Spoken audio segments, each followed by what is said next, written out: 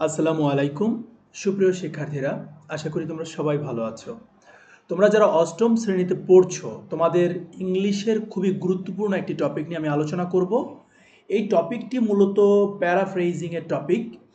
তো তোমাদের যে চ্যাপ্টার 3 অর্থাৎ এক্সপিরিয়েন্স 3 আছে, সেই এক্সপিরিয়েন্স 3-র উপরে ভিত্তি করে একটা টাস্ক অর অ্যাক্টিভিটি এখানে তোমাদের সাথে শেয়ার করছি আমি।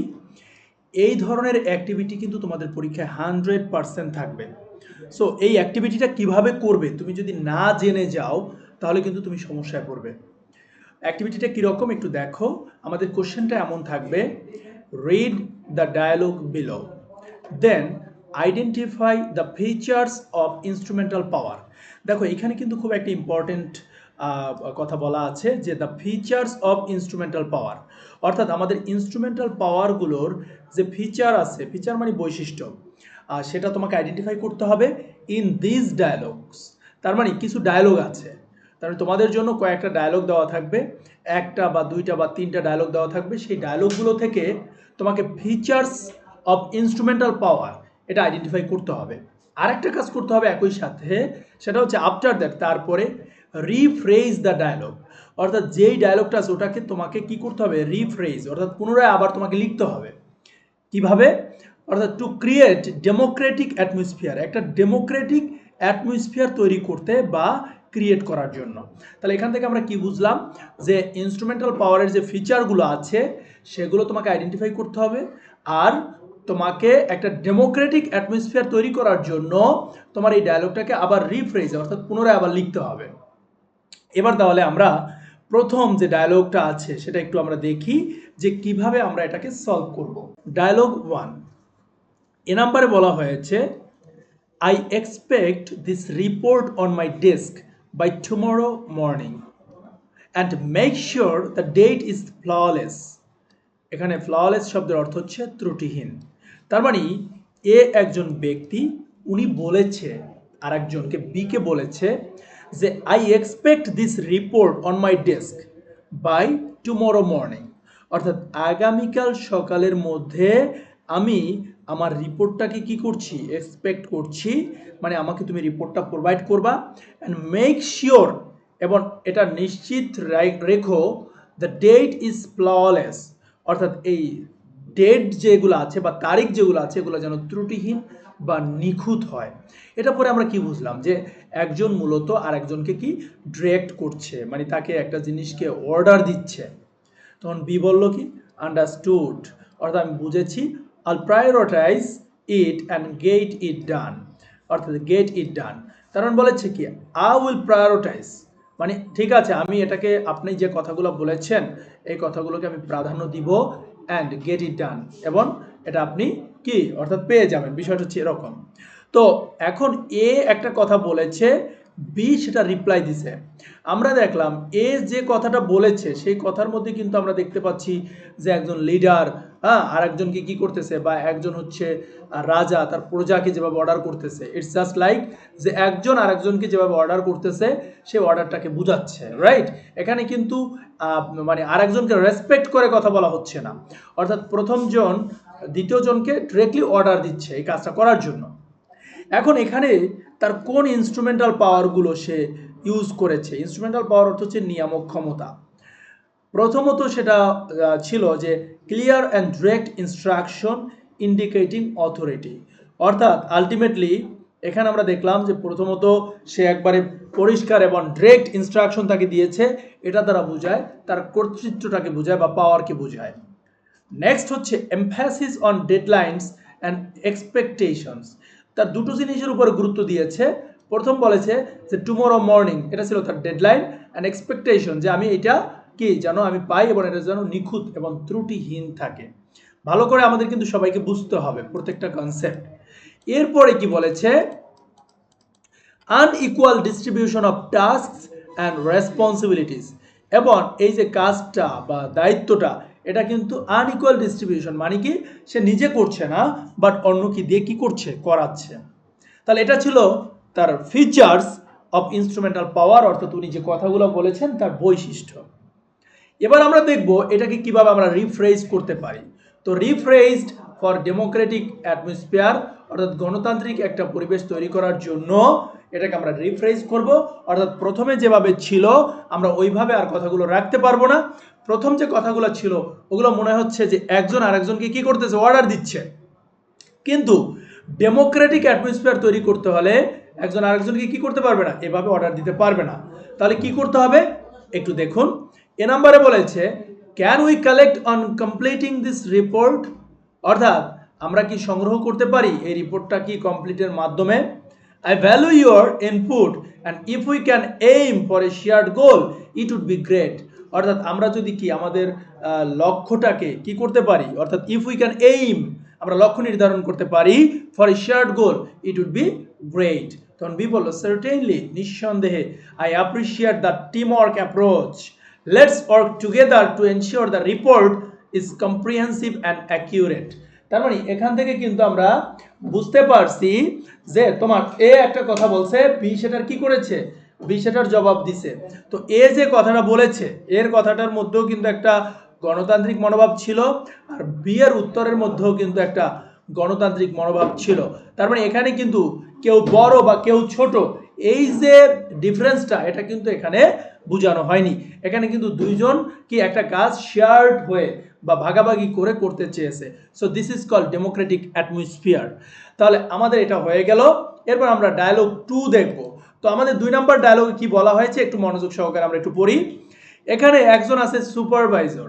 তো সুপারভাইজার কি করেছে, উনি বলেছে up decided on the new project directions, অর্থাৎ নতুন প্রজেক্টের ডিরেকশন সম্পর্কে আমি কি করছি, সিদ্ধান্ত নিয়েছি।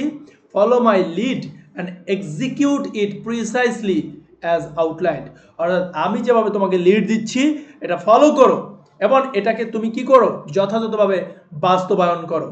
এখন এমপ্লয়ি কি বলেছে, ইয়েস ওকে ঠিক আছে, I will follow your instruction diligently, তাহলে আমি আপনার ইনস্ট্রাকশন ফলো করব এখন বা মনোযোগ সহকারে ফলো করব। এখন এখান থেকে যদি আমরা খেয়াল করি যে সুপারভাইজার এমপ্লয়িকে বলছে, এখন এমপ্লয়ি অ্যান্সার দিয়েছে। এখন এই জায়গায় আমরা দেখতে পেলাম এখানেও কিন্তু একজন আরেকজনকে অর্ডার দিচ্ছে, এখানে কিন্তু সেই গণতান্ত্রিক মনোভাব সেটা রক্ষিত হয়নি। এখন এইখান থেকে আমরা কি পেতে পারি, অর্থাৎ যে ফিচার্সগুলো আছে, আমি এইখানে লাইনটা লিখি নাই, একটু তোমরা লিখে নিবা। ফিচার্স অর্থাৎ যে বৈশিষ্ট্যগুলো আমরা পেয়েছি তার লিডারশিপ কোয়ালিটি অথবা তার যে তোমার কি বলে এটাকে ইনস্ট্রুমেন্টাল পাওয়ার, সেই ফিচার্সগুলো তোমরা একটু লিখে নিবা।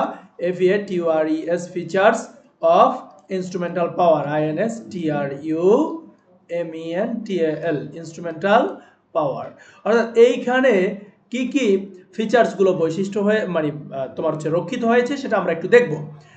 প্রথমত বলা হয়েছে unilateral decision making by the supervisor, অর্থাৎ সুপারভাইজার একতরফা একটা ডিসিশন তৈরি করেছে।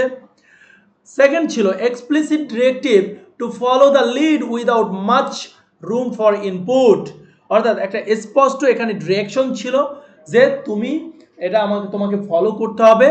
আর 3 নাম্বার ছিল hierarchical structure evident in the conversation, এবং একটা হায়ারার্কিক্যাল যে গঠন বা অনুক্রমিক যে স্ট্রাকচার এটা সুস্পষ্টভাবে এই কনভারসেশনে বোঝা যাচ্ছিল। তো এই ছিল মূলত ডায়ালগের হচ্ছে ফিচার্সগুলো। ফিচার্স যেহেতু আমরা দেখলাম, এখন এটাকে আমরা কি করব, রিফ্রেজ করব কিসের জন্য, ফর ডেমোক্রেটিক এনভায়রনমেন্ট বা অ্যাটমসফিয়ারের জন্য। আচ্ছা, কিভাবে ডেমোক্রেটিক অ্যাটমসফিয়ার তৈরি করা যায় আমরা একটু দেখি।